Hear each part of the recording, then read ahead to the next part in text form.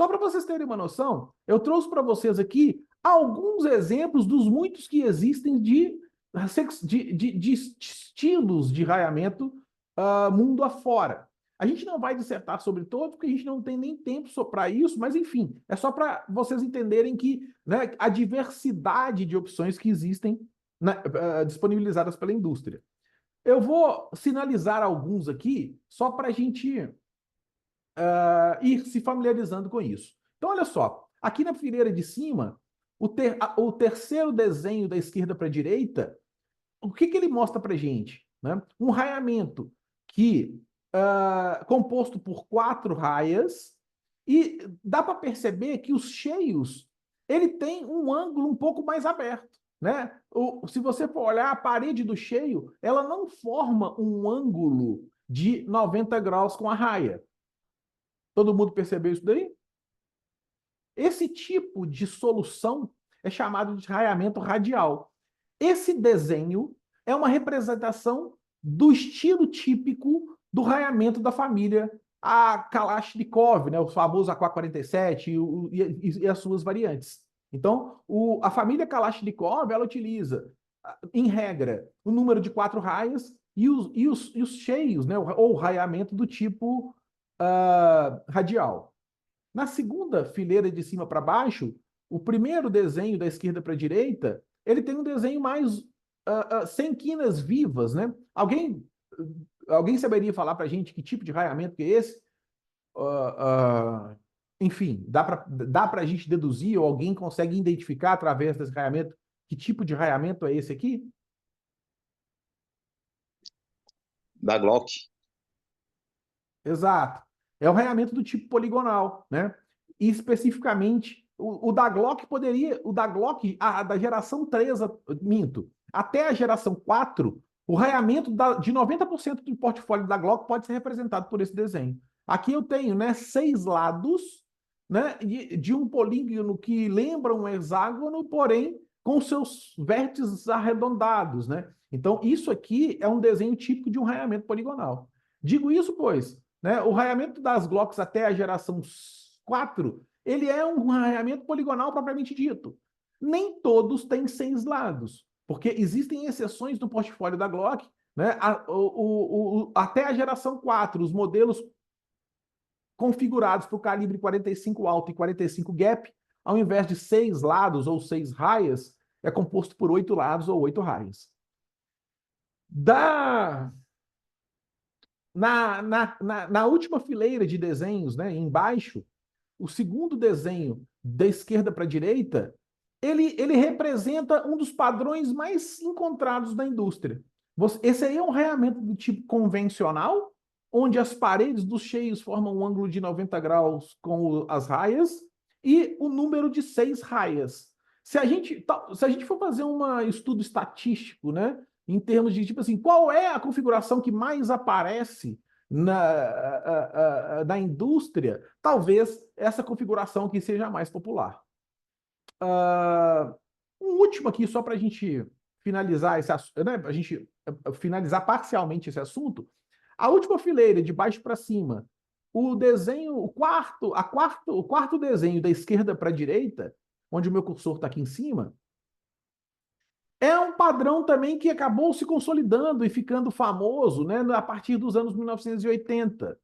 Aqui eu tenho o quê? 5 raias, utilizando o raiamento do tipo radial. Então, o pessoal aí que já tem algum conhecimento nessa parte de tiro de precisão, ou conhece algumas armas que são referências nessa área, é muito comum, né, nesse universo falar do raiamento do tipo 5R.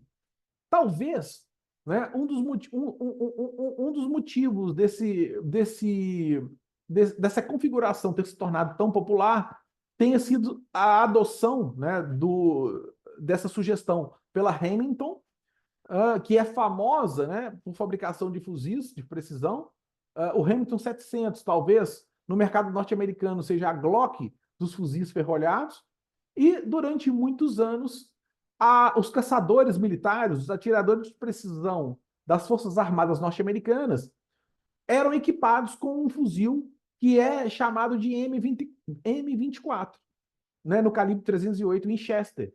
Esse fuzil, ele utiliza, né, o raiamento do tipo 5R. Na verdade, é um Remington 700, numa configuração adotada pelas Forças Armadas norte-americanas, que ganhou essa designação M24. Beleza? Até aqui, em relação a esse assunto, dúvidas, perguntas? Alguma contribuição?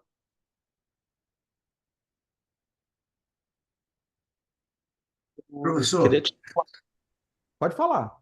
Alex falando aqui, o senhor falou que o calibre vai dos fundos, né, de raia a raia, a parte, são os sulcos, né, digamos assim.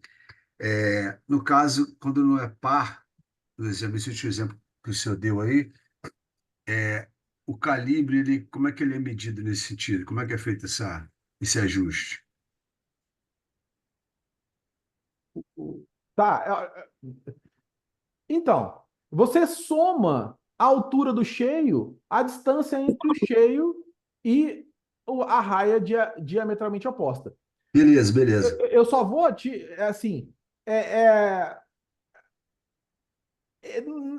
eu só não vou entrar em detalhe nessa classificação da palavra que você usou, calibre, porque a gente vai ter uma discussão mais à frente sobre isso. Sim, sim, eu queria é lato senso mesmo, só para É ver se aquela está de questão perto aí. do calibre real e calibre, Sim, sim, a denominação de calibre real, beleza? Ah, tá, beleza, obrigado. A resposta foi até óbvia, mas pintou a dúvida na hora. Obrigado. Beleza.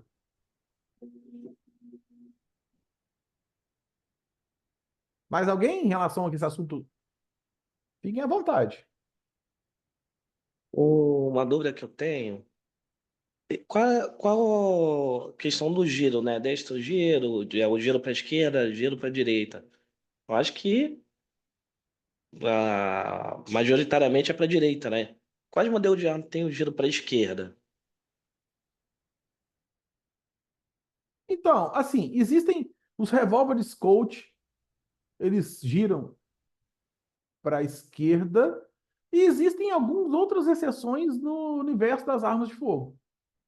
Agora, no âmbito da balística interna, para a gente é indiferente o sentido de rotação. Em situações muito específicas, pode ser que o sentido de rotação ele tenha alguma influência que seja relevante à discussão. Mas isso é um assunto intrínseco da balística externa. Então, assim, como aqui na turma tem uma galera que ainda não teve esse assunto, eu sugiro que vocês esperem para falar sobre esse assunto na balística externa, beleza? Boa noite. Não, beleza, então. Boa noite, professor. Boa noite. Ricardo Maciel. Fala, Ricardo. Qual a relação, se existe essa relação, né? Acredito que sim, entre o passo do raiamento e a forma e a quantidade de raias? A princípio, nenhuma. Nenhuma, Não. né? Então, é assim, qual o critério que é para eles decidem se são 5 raias, se o formato é poligonal, aí vai aplicar um passo X, Y, Então, uma... Ah, o passo de raiamento, os senhores sairão da aula de hoje doutores nesse assunto. A gente vai ver que a gente vai ver todas as relações que influenciam o passo de raiamento, né? Como que se define um passo, né? Ou como se define um passo ideal para determinado conjunto. Porque já vou só dar um spoiler, o passo ele influi diretamente na taxa de rotação do projétil. Como projéteis distintos demandam taxas de rotações distintas, o passo ele acaba acompanhando, né, o projétil e a velocidade a qual aquele conjunto é capaz de acelerar, beleza? Agora, essas questões, né, a gente vai ver alguns exemplos do que determinadas soluções elas trazem de vantagens potenciais. Como, por exemplo, essa questão do número de raias,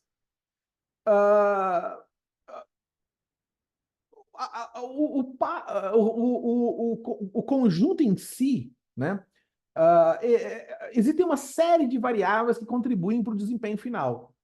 Então, a determinação dessas características específicas do raiamento vai depender muito de outras variáveis escolhidas e da função específica para qual aquele raiamento vai servir.